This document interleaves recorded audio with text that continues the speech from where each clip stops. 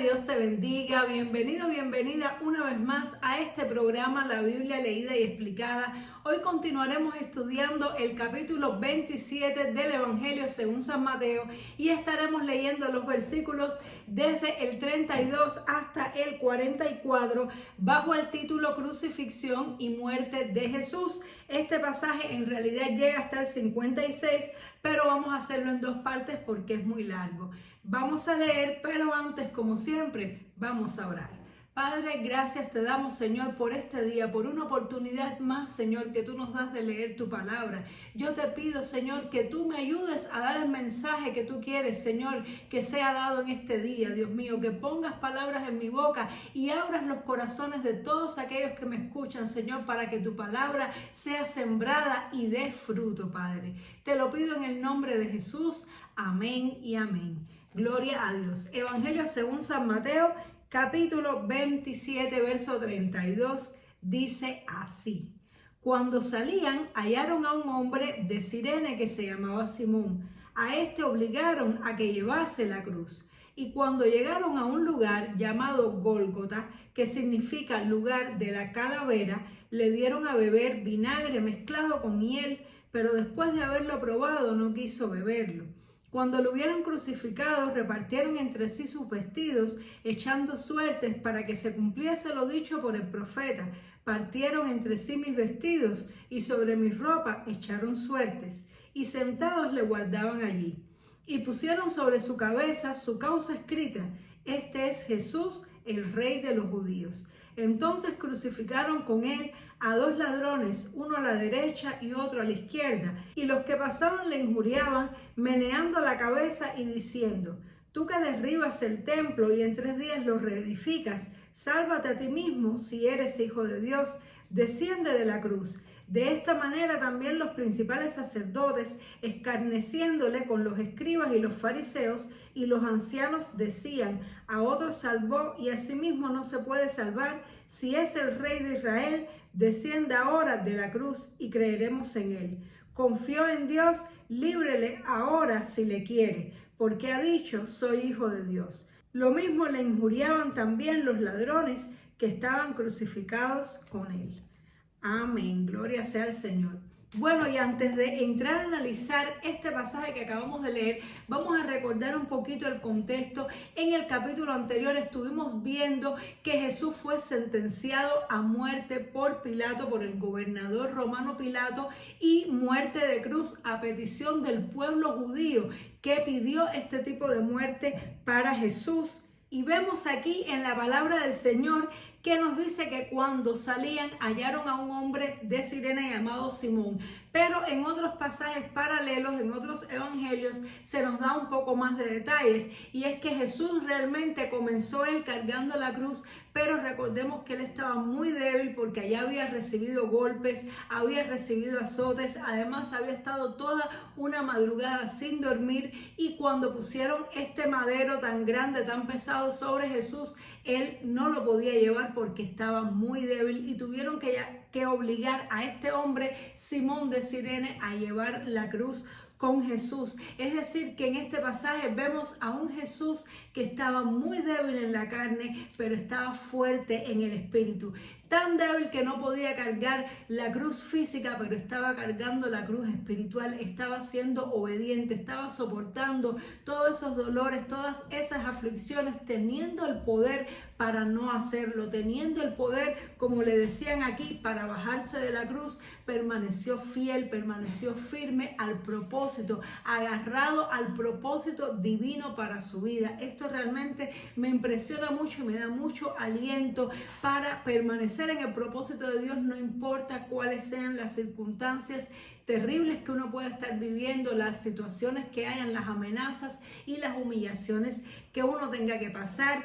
Y aquí Jesús recibió cada vez más y más humillaciones. No bastó con todo lo anterior que habíamos estudiado, sino que ahora vemos también que fue crucificado al lado de dos ladrones, y tanto los que pasaban como los ancianos, que eran los líderes del pueblo políticamente hablando, los sacerdotes y los escribas, que eran los líderes religiosos, Todos se burlaban de él, todos le injuriaban, incluso las personas que estaban crucificadas al lado de él, aunque en otro evangelio se nos da más detalle de que uno de los ladrones fue el que lo injuriaba, pero el otro tuvo otra actitud que bueno, ya en su momento lo estudiaremos también.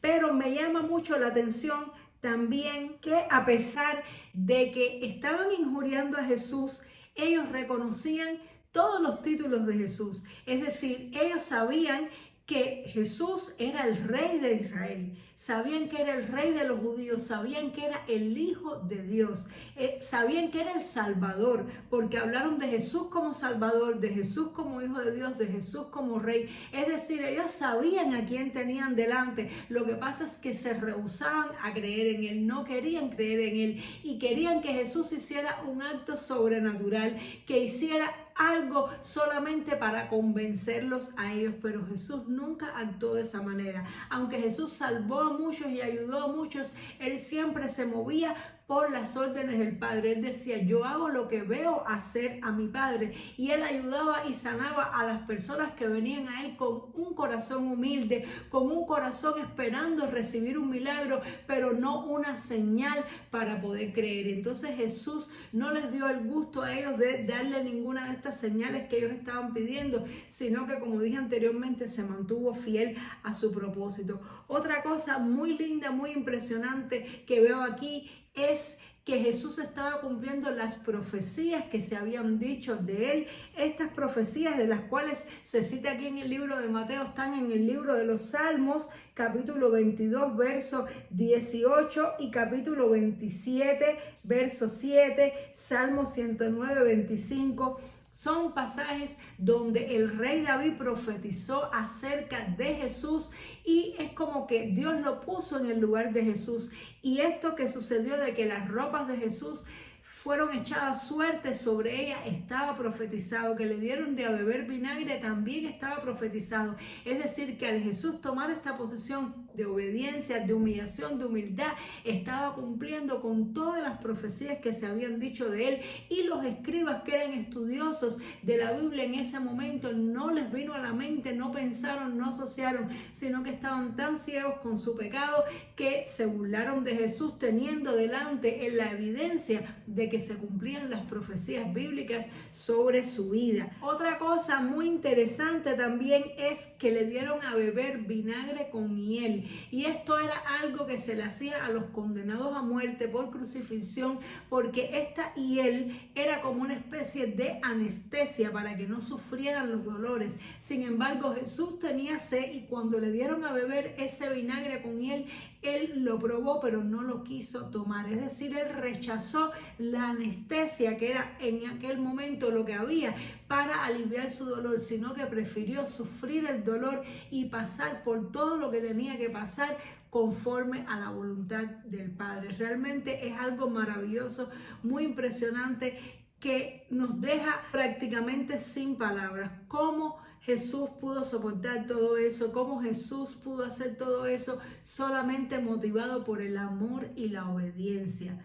Es lo que Él espera de nosotros. Cuando yo estoy pasando por algún momento difícil de mi vida, algo doloroso, ya sea emocional, ya sea físico, incluso cuando tengo que ir al médico y me tienen que hacer algo que yo sé que me va a doler, siempre trato de imaginar esta escena, trato de imaginar a Jesús en la cruz y pienso, yo no tengo que sufrir más que Él, yo no estoy sufriendo más que Él. Él sufrió mucho más que yo y lo hizo por obediencia, lo hizo por amor. Así que si Él lo hizo y yo soy su discípula, yo soy su hija, yo tengo que estar dispuesta a soportar también cualquier tipo de sufrimiento y cosa que me pasa en la vida, si así es la voluntad de Dios para mi vida. Entonces esto nos llena de valor, esto nos da un ejemplo a quien seguir. Esta escena de Jesús en la cruz queda marcada en nuestros corazones para siempre como el ejemplo del sacrificio más grande que se puede haber hecho jamás en la historia.